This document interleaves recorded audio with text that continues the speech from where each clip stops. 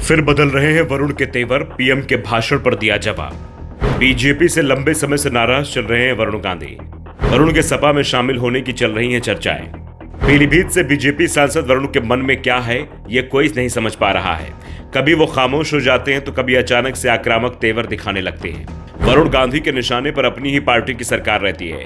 मोदी सरकार के बड़े आलोचक बन चुके हैं वरुण गांधी, लेकिन आजकल उनके तेवर बदले बदले दिखाई दे रहे हैं। दरअसल पिछले कुछ दिनों से तमाम दलों के नेता बीजेपी में शामिल हो रहे हैं। दावा किया जा रहा है कि फरवरी में कई नेता बीजेपी में शामिल होंगे और वरुण गांधी के बारे में चर्चा चल रही थी कि वो बीजेपी को छोड़कर दूसरी पार्टी में शामिल होंगे। वो पीलीभीत से चुनाव लड़ेंगे, लेकिन बीजेपी के टिकट पर नहीं। अभी तक उनके सपा में जाने की बात हो रही थी, लेकिन अब वरुण का मन भी बदला सा दिखाई दे रहा है। वो बीजेपी में ही रहेंगे, इस बात के भी संकेत मिलने लगे हैं। दरअसल रविवार को दिल्ली में बीजेपी का राष्ट्रीय अधिवेशन खत्म हुआ। इस दौरान प्रधानमंत्री नरेंद्र मोदी के अंतिम दिन भाषण दिया। हमेशा की तरह रविवार को भी पीएम मोदी ने अपने भाषण का कुछ अंश सोशल मीडिया के एक्स प्लेटफॉर्म पर शेयर किया। अब बीजेपी के खिलाफ अक्सर अपने बगावत वाले सुर के लिए जाने वाले सांसद का अचानक से मन बदलते हुए नजर आ रहा है।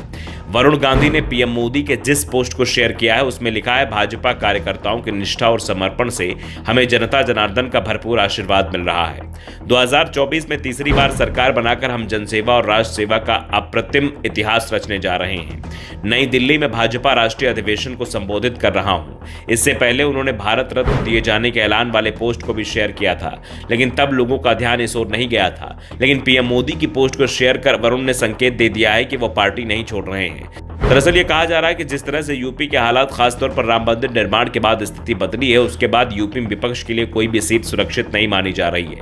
यहां तक कि अमेठी और रायबरेली सीट को लेकर कांग्रेस श्योर नहीं है कि वो यहां से जीत जाएगी। अमेठी तो कांग्रेस 2019 में ही हार गई थी, तो रायबरेली में जीत का अंतर आधा रह गया था और दावा किया जा रहा है कि इस बार यह अंतर भी समाप्त हो सकता है।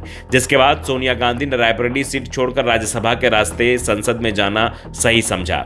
वैसे सोनिया गांधी ने इसके लिए अपने स्वास्थ्य का हवाला दिया है, लेकिन एक बात भी साफ है कि जिस तरह से राज्यसभा चुनाव में सोनिया गांधी बिना किसी प्रचार के आसानी से जीत गई, वैसे ही 2019 के लोकसभा चुनाव में वो रायबरेली सिर्फ नामांकन करने के लिए गई थी।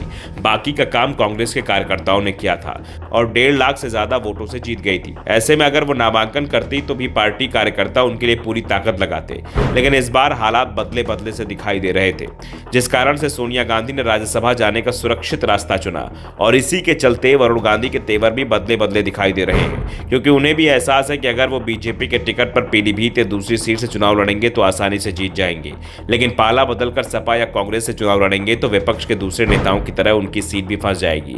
और शायद इसी बात के चलते वरुण गांधी के तेवर बदले बदले से दिखाई देने लगे हैं। लेकिन सवाल ये उठ रहा है, क्या वरुण गांधी को बीजेपी टिकट देगी? क्योंकि अभी तक ये संकेत मिल रहे थे कि वरुण और उनकी मम मेनका गांधी का बीजेपी में टिकट कटना तय माना जा रहा है।